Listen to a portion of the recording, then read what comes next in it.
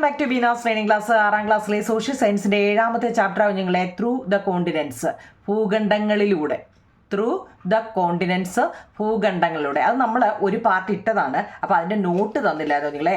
അപ്പോൾ അതിൻ്റെ 1ാമത്തെ പാർട്ടിൻ്റെ നമ്മൾ എത്ര വരെ, അതായത് നമ്മൾ പഠിക്കുന്ന എന്തോത്തിനെ കുറിച്ചാണെന്നറിയോ? കോണ്ടിനെന്റുകളെ കുറിച്ചാണ്, ഭൂഖണ്ഡങ്ങളെ കുറിച്ചാണ് നമ്മൾ പഠിക്കുന്നത് കേട്ടോ. അതിനകത്തിൽ 7 ഭൂഖണ്ഡങ്ങളാവും നിങ്ങളെ ഉള്ളത് കേട്ടോ. കോണ്ടിനെന്റുകൾ മൊത്തം 7 എണ്ണമാണ്. ആ 7 എണ്ണത്തിനെ കുറിച്ചാണ് നമ്മൾ ഈ ചാപ്റ്ററിൽ പഠിക്കുന്നത്.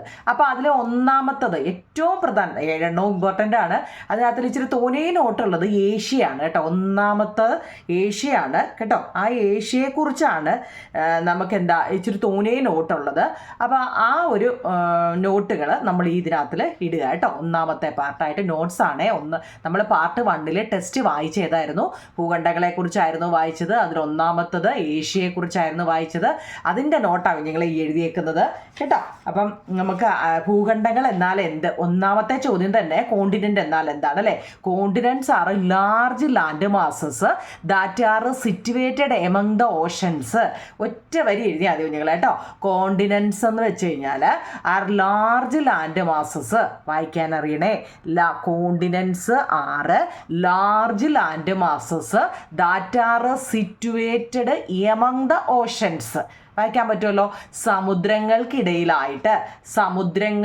ഇടയിലായി സ്ഥിതി ചെയ്യുന്ന അതിവിശാലമായ കരഭാഗങ്ങളാണ് ഈ ഭൂഖണ്ഡങ്ങൾ എന്ന് വെച്ചാൽ. എന്താണെന്നറിയോ? കരഭാഗങ്ങളാണ് കേട്ടോ. മനസ്സിലാക്കണേ കുഞ്ഞുങ്ങളെ. സമുദ്രങ്ങൾക്ക് ഇടയിലായിട്ട് സ്ഥിതി ചെയ്യുന്ന അതിവിശാലമായ കരഭാഗങ്ങളെയാണ് ഭൂഖണ്ഡങ്ങൾ എന്ന് പറയുന്നത്. ഭൂഖണ്ഡങ്ങളുടെ ഇംഗ്ലീഷ് എന്താ? കോണ്ടിനെന്റ് എന്ന് പറയുന്നത്. 1ാമത്തെ പഠിച്ചേ. ഇനി നമ്മൾ പഠിക്കുന്നത് കോണ്ടിനെന്റ് ആണ്. 7 കോണ്ടിനെന്റുകളാവും നിങ്ങളെ ഉള്ളത്. മൊത്തം എത്ര? 7 കോണ്ടിനെന്റ്സുകളാണ്. ഈ ഓർഡറിൽ തന്നെ പഠിക്കണം കേട്ടോ. ഈ ഓർഡറിൽ തന്നെ പഠിച്ചാൽ എന്താണെന്നറിയോ? കാരണം ഏറ്റവും എന്ന് വെച്ചാൽ ലാർജസ്റ്റ് കോണ്ടിനെൻ്റ് ഏതാണെന്ന് ചോദിച്ചു കഴിഞ്ഞാൽ ഏഷ്യയാണ് കുഞ്ഞുങ്ങൾ കേട്ടോ. അത് കഴിഞ്ഞിട്ട് സെക്കൻഡ് ലാർജസ്റ്റ് ഏതാണെന്ന് ചോദിച്ചാൽ, എന്ന് വെച്ചാൽ 2ാമത് വന്നിരിക്കുന്നത് ആഫ്രിക്കയാണ്. 3ാമത് വന്നിരിക്കുന്നത് നോർത്ത് അമേരിക്കയാണ്. 4 സൗത്ത് അമേരിക്ക, 5 അന്റാർട്ടിക്ക, 6 യൂറോപ്പ്. ഏറ്റവും ചെറിയ, അതായത് സ്മാളസ്റ്റ് കോണ്ടിനെന്റ് ഓസ്ട്രേലിയയുമാണ് കേട്ടോ. ഈ ഓർഡറിൽ പഠിക്കാമെങ്കിൽ ഏറ്റവും വലുത് ഏഷ്യയും ഏറ്റവും ചെറുത് ഓസ്ട്രേലിയയും ആണെന്ന് നിങ്ങൾക്ക് മനസ്സിലാക്കാം കേട്ടോ. ഇതിങ്ങനെ തന്നെ പഠിക്കണേ. ഇനി അഥവാ ഓർഡർ തെറ്റിയാലും ഫസ്റ്റും ലാസ്റ്റും മറക്കല്ലേ. ഏറ്റവും വലുതും ഏറ്റവും ചെറുതും മറക്കല്ലേ കുഞ്ഞുങ്ങൾ കേട്ടോ. ഏറ്റവും വലിയ കോണ്ടിനെന്റ് ഏഷ്യയാണ്. ഏറ്റവും ചെറിയ കോണ്ടിനെന്റ് ഓസ്ട്രേലിയയുമാണ്. ഏറ്റവും വലിയ ഭൂഖണ്ഡം ഏതാണെന്ന് ചോദിച്ചാൽ ഏഷ്യ, ഏറ്റവും ചെറിയ ഭൂഖണ്ഡം ഓസ്ട്രേലിയയുമാണ്. തിരിഞ്ഞു പോകല്ലേ. ഓക്കെ, നമ്മുടെ ടെസ്റ്റിനകത്തിൽ ഒരു പടം തന്നിട്ടുണ്ട് കേട്ടോ. ഇന്നലെ ഞാൻ പറഞ്ഞതിൽ ഒരു തെറ്റുണ്ടായിരുന്നു കേട്ടോ. നിങ്ങൾ കമൻറ്റ് ബോക്സിൽ ഇനിയിപ്പോൾ അതിടും എന്നൊക്കെ എനിക്കറിയാം. എന്നാലും ഞാൻ എഴുതി തിരിഞ്ഞു പോയതാണ്. അത് ഞാനിപ്പോൾ പറഞ്ഞുതരാം. നോട്ട് കറക്റ്റായിട്ട് എഴുതിയിട്ടുണ്ട്. ആൻഡ് ഈ ഒരു പടം ഞാൻ ഇതിൻ്റെ കളർ ഫോട്ടോ കാണിച്ചായിരുന്നു പറഞ്ഞിരിക്കുന്നത്. അപ്പോൾ കോണ്ടിനെൻ്റ് ഏതൊക്കെയാണെന്നാണ് അത് നമ്മൾ 1ാമത്തെ പാർട്ടിൽ മൊത്തവും പറഞ്ഞതാണ്. ഏറ്റവും വലുത് കണ്ടോ? ഇതൊക്കെ ഇത് ഫുൾ, ഈ നീല കാണുന്നതൊക്കെ വെള്ളമാണ് അല്ലേ? വെള്ളമാണ് അല്ലേ? അപ്പം അതിനകത്തിൽ ഈ കരഭാഗമാണ് ഈ കളർ കൊടുത്തിരിക്കുന്നത് കേട്ടോ. ഈ കരഭാഗത്തിൽ ഏറ്റവും വലുത് ഈ വലുത് കേട്ടോ. ഇതെന്താ? ഏഷ്യയാണ് കേട്ടോ. 1ാം സ്ഥാനം ഏഷ്യയാണ് കുഞ്ഞുങ്ങളെ. അത് കഴിഞ്ഞിട്ട് നിങ്ങൾ നോക്കിയേ, ഇച്ചിരിയും കൂടെ ചെറുതേതാ? ആ വലിയതാണ് ഈ ഏഷ്യ അല്ലേ? ഏഷ്യ. അത് കഴിഞ്ഞ് ഇച്ചിരിയും കൂടെ ചെറുതേതായിട്ടാണ് നിങ്ങൾക്ക് തോന്നുന്നത്? നമ്മൾ പറഞ്ഞാൽ 2ാമത്തെ ഏതാ കുഞ്ഞുങ്ങളെ? ആഫ്രിക്ക. അതിൻ്റെ തൊട്ട് താഴെ കിടന്ന ഇതാ അല്ലേ? ഏറ്റവും വലുത് ഇത്. അതിൽ ചെറുത് ആഫ്രിക്ക. അത് കഴിഞ്ഞാലോ ഇച്ചിരി കൂടെ ചെറുതായിട്ട് നമുക്ക് നോർത്ത് അമേരിക്ക. അത് കഴിഞ്ഞ് ഇച്ചിരി കൂടെ ചെറുത് സൗത്ത് അമേരിക്ക ഇല്ലേ? ഇനി എന്താ? ഇവിടെ ഒരു ഇച്ചിരിയും കിടപ്പുണ്ട് കേട്ടോ. ഇത് യൂറോപ്പാണ് കേട്ടോ. ഇവിടെ യൂറോപ്പുണ്ട്. പിന്നെ അത് കഴിഞ്ഞിട്ട് യൂറോപ്പ് കഴിഞ്ഞിട്ട് ഏതാ കുഞ്ഞുങ്ങളെ? ഏറ്റവും ലാസ്റ്റിലാണ് ഏതാ? അന്റാർട്ടിക്ക ഉണ്ട് കുഞ്ഞുങ്ങളെ കേട്ടോ. 6ാമത്തത് അന്റാർട്ടിക്ക കേട്ടോ. അന്റാർട്ടിക്ക ഈ താഴെ വെള്ള കളർ കൊടുത്തിട്ടുണ്ട് കേട്ടോ. മറ്റേത് ഞാൻ വേറെ കളറായിരുന്നു. ഓക്കെ, ഇവിടെ അന്റാർട്ടിക്ക. അപ്പോൾ ഏറ്റവും ചെറുത് ഇവിടെ കിടപ്പുണ്ട് ഓസ്ട്രേലിയയാണ് കേട്ടോ. ഏറ്റവും വലുത് കണ്ടോ? ഇതാണ് ഏറ്റവും വലുത് ഏഷ്യയാണ്. ഏറ്റവും ചെറുത് ഓസ്ട്രേലിയയുമാണ് കേട്ടോ. അത് നമ്മുടെ ഈ നമ്പർ അടിസ്ഥാനത്തിൽ നിങ്ങളങ്ങ് പഠിച്ചാൽ മതി. ഏറ്റവും വലുത് ഏഷ്യ, അത് കഴിഞ്ഞ് ആഫ്രിക്ക കേട്ടോ. അത് ആ കറക്റ്റ് ഓർഡറിൽ അങ്ങ് പഠിച്ചാൽ മതി. ഓക്കെ ആണോ കുഞ്ഞുങ്ങളെ? അത് കഴിഞ്ഞിട്ട് അതിൻ്റെ തൊട്ട് താഴെ ഇങ്ങനെ ഒരെണ്ണം കൊടുത്തിട്ടുണ്ട്. അത് ഞാൻ പറഞ്ഞായിരുന്നു കേട്ടോ. അതിനകത്തിൽ കിഴക്ക് ഭാഗത്ത് നമ്മുടെ ഏഷ്യയുടെ ഭൂഖണ്ഡം, അല്ലെങ്കിൽ ഇവിടെ ഏഷ്യയുടെ കിഴക്ക് എന്താണ്, പടിഞ്ഞാറ് എന്താണ്, വടക്ക് എന്താണ്, തെക്കെന്താണെന്ന് കേട്ടോ കുഞ്ഞുങ്ങളെ. അത് ഞാനിവിടെ എഴുതിയിട്ടുണ്ട്. കേട്ടോ.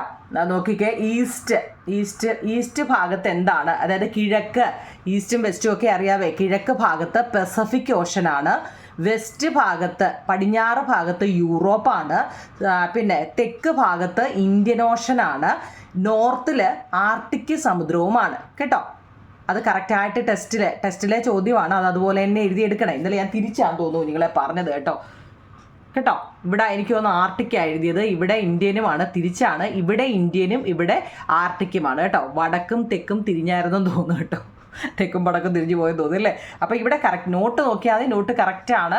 3 ക്വസ്റ്റ്യൻ്റെ ആൻസർ വൃത്തിയായിട്ട് എഴുതിയെടുക്കണം. ഓക്കെ ആണോ? ഓക്കെ. അടുത്ത 4ാമത്തെ ചോദ്യം, അതിൻ്റെ തൊട്ട് താഴത്തെ, ഇതെല്ലാം ടെസ്റ്റിലെ ചോദ്യമാണ്. ഏഷ്യയുടെ ഏത് ഭാഗത്താണ് കര അതിർത്തിയുള്ളത്? ഏഷ്യയുടെ ഏത് ഭാഗത്താണ് കര, ലാൻഡാണ് കേട്ടോ, land border. On which side of Asia is A land border?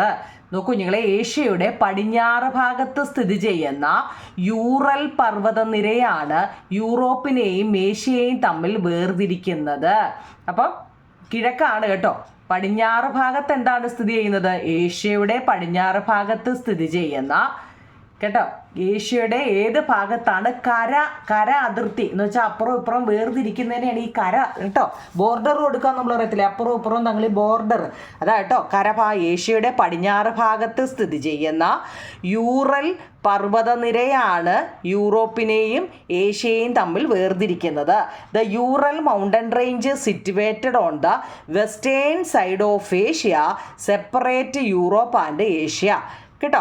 ഇനി നമ്മൾ ഏഷ്യയെക്കുറിച്ചാണ് കുഞ്ഞുങ്ങളെ പഠിക്കാൻ പോകുന്നത്. നമ്മൾ ഭൂഖണ്ഡം എന്നാൽ എന്തെന്ന് പഠിച്ചു, ഏഷ്യയുടെ കടൽ അതിർത്തി ഏതാന്ന് പഠിച്ചു. ആ പടത്തിനകത്തിൽ ഭൂപടം നിരീക്ഷിച്ചിട്ട് ഏഷ്യയുടെ അതിരുകൾ ഏതൊക്കെയാണെന്ന് എഴുതാൻ നമ്മളോട് പറഞ്ഞായിരുന്നു. നമ്മൾ അതിൻ്റെ 4 അതിരും എഴുതിയിട്ടുണ്ട്. ഓർത്തോണേ, കിഴക്കെന്ന് വെച്ച് കഴിഞ്ഞാൽ ഈസ്റ്റിൽ പസഫിക്കാണ്, പടിഞ്ഞാറ് ഭാഗത്ത് വെസ്റ്റിൽ യൂറോപ്പാണ്, തെക്ക് ഭാഗത്ത് അല്ലേ നോർത്തിൽ ആർട്ടിക് ഓഷനാണ്, വടക്കാണ് നോർത്തിൽ അന്റാർട്ടിക് ഓഷനുമാണ്. തെക്കും വടക്കും തിരിഞ്ഞു പോലെ കുഞ്ഞുങ്ങൾ കേട്ടോ. കറക്റ്റായിട്ട് ആ നോട്ട് എഴുതിയെടുക്കണേ. ഞാൻ പറഞ്ഞതിൽ എന്തെങ്കിലും തെറ്റുണ്ടോ? ഈസ്റ്റിൽ പസഫിക്, വെസ്റ്റിൽ യൂറോപ്പ്, സൗത്തിൽ ഇന്ത്യൻ ഓഷൻ, നോർത്തിൽ ആർട്ടിക് ഓഷൻ കേട്ടോ. ഇനി അപ്പോൾ നമ്മൾ ഈ ഏഷ്യയെക്കുറിച്ച് കോണ്ടിനെൻ്റാണ് പഠിക്കുന്നത്, അതായത് ഭൂഖണ്ഡത്തെക്കുറിച്ചാണ്. അതിലൊന്നാമത്തെ ആൾ ആരാണ്? ഏഷ്യയാണ് കേട്ടോ. ഏഷ്യയെക്കുറിച്ച് ചോദിച്ചു കഴിഞ്ഞാൽ നമ്മുടെ ടെസ്റ്റിൽ തന്നെ കൊടുത്തിട്ടുണ്ട്. ഏഷ്യയാണ് ഏറ്റവും വലിയ ഭൂഖണ്ഡം എന്ന് നമുക്കറിയാമല്ലോ, നമ്മളിപ്പോൾ പടത്തിൽ കണ്ടു അല്ലേ. അതായത് നമ്മുടെ രാജ്യമായ ഇന്ത്യ ഏഷ്യ, നമ്മൾ ഏത് രാജ്യത്താണെന്ന് അറിയണേ, ഏതാ?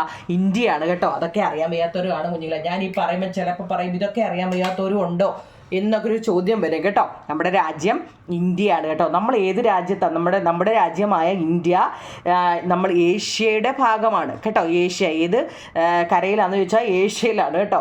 ഭൂമിയുടെ കരഭാഗത്തിൻ്റെ ഏതാണ്ട് 1/3 നമ്മുടെ ഭൂമിയുടെ കരഭാഗത്തിൻ്റെ ഏതാണ്ട് 1/3 ഉൾക്കൊള്ളുന്ന ഭൂഖണ്ഡവും ഏഷ്യ തന്നെയാണ് കേട്ടോ. അപ്പോൾ ഏഷ്യയെക്കുറിച്ച് ചോദിച്ചു കഴിഞ്ഞാൽ ഏറ്റവും പ്രധാനപ്പെട്ട ഒരു 4 പോയിന്റ് എഴുതണേ കുഞ്ഞുങ്ങളെ. 4 ഒരുപാടെന്ന് വെച്ച് കഴിഞ്ഞാൽ ഏറ്റവും കൂടുതൽ കോണ്ടിനെൻറ്റുകളെ കുറിച്ച് പറയാനാണെങ്കിൽ ഏഷ്യയാണ് കേട്ടോ. അപ്പം നമുക്ക് അതിനെക്കുറിച്ചാണെങ്കിൽ ഒരുപാട് പറയാനുണ്ട്. അപ്പം നമ്മൾ അതിനെ ചുരുക്കി ഏറ്റവും വലിയ ഭൂഖണ്ഡമാണ്, അതായത് ലാർജസ്റ്റ് കോണ്ടിനെൻ്റ് ആണ് കുഞ്ഞുങ്ങളെ. ഏതാ? ഏഷ്യ. ലോകത്തിലെ ഏറ്റവും ഉയരം കൂടിയ കൊടുമുടിയായ എവറസ്റ്റ് ഉണ്ടല്ലോ, ലോകത്തിലെ ഏറ്റവും ഉയരം കൂടിയ കൊടുമുടിയായ എവറസ്റ്റ് സ്ഥിതി ചെയ്യുന്നത് ഹിമാലയ പർവ്വതം. ആ എവറസ്റ്റ് സ്ഥിതി ചെയ്യുന്ന ഹിമാലയം ഉണ്ടല്ലോ, അത് നമ്മുടെ ഏഷ്യയിലാണ് കേട്ടോ. ലോകത്തിലെ ഏറ്റവും ഉയരം കൂടിയ കൊടുമുടിയായ എവറസ്റ്റ് സ്ഥിതി ചെയ്യുന്ന ഹിമാലയ പർവ്വതം ഏഷ്യയിലാണുള്ളത്. The Himalaya mountains where the highest peak in the world. Mount Everest is situated in Asia കേട്ടോ. മൗണ്ട് എവറസ്റ്റ് സിറ്റുവേറ്റഡ് ഇൻ ഏഷ്യയാണ് കേട്ടോ. ഏറ്റവും കൂടുതൽ ജനസംഖ്യയുള്ള ഭൂഖണ്ഡവും ഏതാ കുഞ്ഞുങ്ങളെ?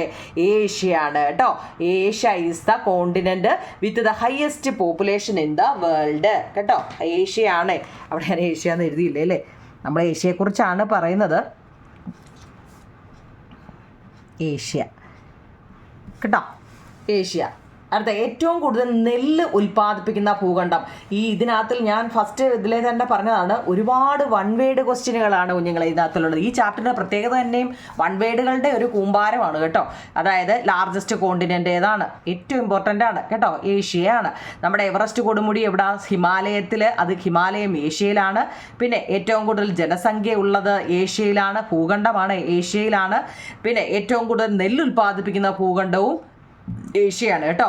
Asia is the largest producer of പാടി കേട്ടോ. പാടി എന്ന് വെച്ചാൽ നെല്ല് കേട്ടോ. അപ്പോൾ ആ 4 പോയിന്റ് ഒന്ന് മനസ്സിലാക്കി വെച്ചേക്കണം. നമ്മൾ ഏഷ്യയെക്കുറിച്ചാണ്. ഇനിയും ഈ ഏഷ്യയുടെ നോക്കണേ കുഞ്ഞുങ്ങളെ, വിച്ച് ആർ ദ അതർ മൗണ്ടൻസിന്, ഏഷ്യയിൽ വേറെ മൗണ്ടൻസുകളുണ്ടോ? ഒരുപാടുണ്ട്. അതിനകത്തിൽ 2 എണ്ണം ഞാൻ പറയാം. ആൽപ്സ് പർവ്വതങ്ങളുണ്ട്, പിന്നെ കാരക്കോറം എന്ന് പറയുന്ന ഒരെണ്ണമുണ്ട്. നിങ്ങൾ ആ 2 എണ്ണമെങ്കിലും പഠിച്ചു വെച്ചു. കാരക്കോറം എന്നാണ് കേട്ടോ, KARAKORM, കാരക്കോറം റേഞ്ചും ആൽപ്സ് പർവ്വതങ്ങളുണ്ട് കേട്ടോ. ഒരുപാട് പർവ്വതങ്ങളെ കുറിച്ചുണ്ട്. ഞാൻ വാരി വലിച്ചേ നോട്ട് തരുന്നില്ല കുഞ്ഞുങ്ങളെ, എല്ലാം 2-3 ഇതിലൊക്കെ തന്നു കേട്ടോ. അതെങ്കിലും ഒന്ന് ഓർത്ത് വെക്കുക എന്നുള്ളതാണ്. ഒരുപാട് നമുക്ക് എഴുതാനെങ്കിൽ ഒത്തിരി ഉണ്ട്, ചുരുക്കി കേട്ടോ.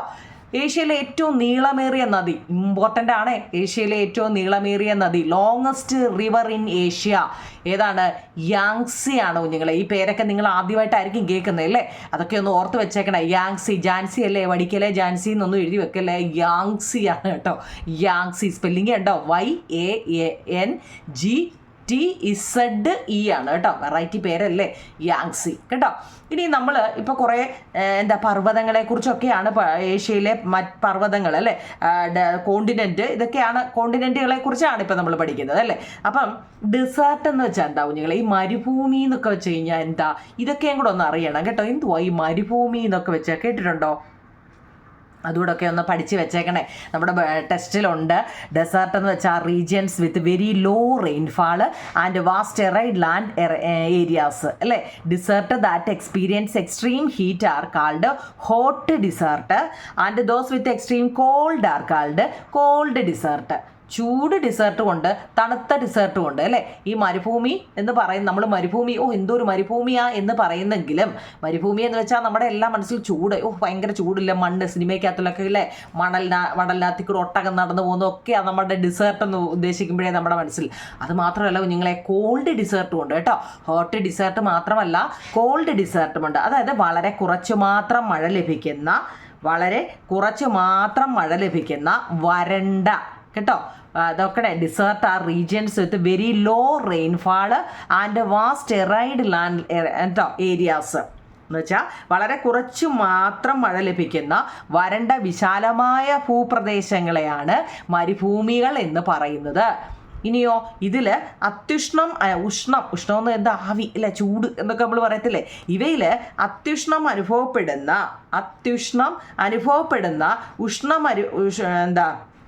അനുഭവപ്പെടുന്നവയെ ഉഷ്ണമരുഭൂമി, അതായത് ഹോട്ട് ഡിസേർട്ട് എന്നും, അതിശൈത്യം അനുഭവപ്പെടുന്നവയെ ശീതമരുഭൂമി എന്നും പറയുന്നു.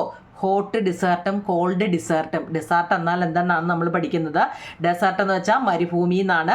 ഇത് വരണ്ട അല്ലേ, ഒരുമാതിരി മഴ കുറവുള്ളതാണ്. മഴയില്ല, പൊതുവെ കുറവാണ് അല്ലേ. മഴ കുറവുള്ളതും വരണ്ടതും വിശാലമായിട്ട് ഇങ്ങനെ കിടക്കുന്ന ഭൂപ്രദേശങ്ങളെയാണ് നമ്മൾ മരുഭൂമി എന്ന് പറയുന്നത്. ഇവയിൽ അത്യുഷ്ണമുള്ളതുമുണ്ട്, അതുപോലെ തന്നെ ശീതവുമുണ്ട്, അതുപോലെ തന്നെ ചൂട് അല്ലേ, ചൂടായിട്ടുള്ളതും ഉണ്ട്. അപ്പോൾ 2 എണ്ണം ഡെസേർട്ട് എന്നാൽ എന്നത് പഠിക്കണേ. അടുത്ത 2ാമത്തെയാണ് എന്താണ് പ്ലെയിൻസ് അല്ലെങ്കിൽ സമതലങ്ങൾ എന്നാൽ എന്താണ്? പ്ലെയിൻസ് എൻ്റെ മലയാളം എന്താ നിങ്ങളെ? സമതലങ്ങൾ. Land areas that are almost flat are called plains. Land areas that are almost flat are called plains. Alluvial plains are alluvial plains are formed from the sediments deposited by rivers. These are generally fertile. English മീഡിയക്കാർ ആ 2 വരി അങ്ങ് എഴുതിയെടുക്കണം കേട്ടോ. എന്താ കുഞ്ഞുങ്ങളെ അത്? Planes അല്ലെങ്കിൽ സമതലങ്ങൾ എന്നാൽ എന്താണ്? ഏറെക്കുറെ നിരപ്പായ വിശാല ഭൂപ്രദേശങ്ങളാണ് സമതലങ്ങൾ എന്ന് പറയുന്നത്. നിരപ്പായ പ്രദേശങ്ങളാട്ടോ. നദികൾ വഹിച്ചുകൊണ്ടുവരുന്ന എക്കൽ നിക്ഷേപിക്കപ്പെട്ട് രൂപപ്പെട്ടവയാണ് ഈ എക്കൽ സമതലങ്ങൾ കേട്ടോ. എക്കൽ സമതലങ്ങൾ അലൂവിയൽ പ്ലെയിൻസ് എന്ന് പറയും കേട്ടോ. അലൂവിയൽ പ്ലെയിൻസ് എന്ന് വെച്ചാൽ എക്കൽ സമതലങ്ങൾ. ഇവ പൊതുവെ ഫലപുഷ്ടി ഉള്ളവയാണ്. ഫലപുഷ്ടങ്ങളാണെന്ന് വെച്ച് കഴിഞ്ഞാൽ എന്താണെന്ന് പറയുക, കൃഷി ചെയ്യാനൊക്കെ നല്ല മണ്ണാണത് കേട്ടോ. എന്ന് വെച്ചാൽ നദികൾ വഹിച്ചുകൊണ്ട് വരുന്ന എക്കലുകൾ, മണ്ണ് ഇങ്ങനെ മഴയൊക്കെ പെയ്യുമ്പോൾ ഇങ്ങനെ ഒലിച്ചൊലിച്ച് വന്നില്ലേ, നദികൾ വഹിച്ചുകൊണ്ട് വരുന്ന എക്കല് നിക്ഷേപിക്കപ്പെട്ട് രൂപപ്പെടുന്നവയാണ് എക്കൽ സമതലങ്ങൾ അല്ലെങ്കിൽ അലൂവിയൽ പ്ലെയിൻസ് എന്ന് വെച്ച് കഴിഞ്ഞാൽ. ഇവ പൊതുവെ ഫലപുഷ്ടി ഉള്ളതാണെന്നാണ് കേട്ടോ. ഇതാണ് സമതലങ്ങൾ അല്ലെങ്കിൽ പ്ലെയിൻസ്. അപ്പം ഡെസേർട്ട് എന്നാൽ എന്ത്? ഇതൊക്കെ എന്താ, നമ്മൾ ഏഷ്യയുടെ കാര്യം, കോണ്ടിനെന്റിന്റെ കാര്യം പറയുന്നത്.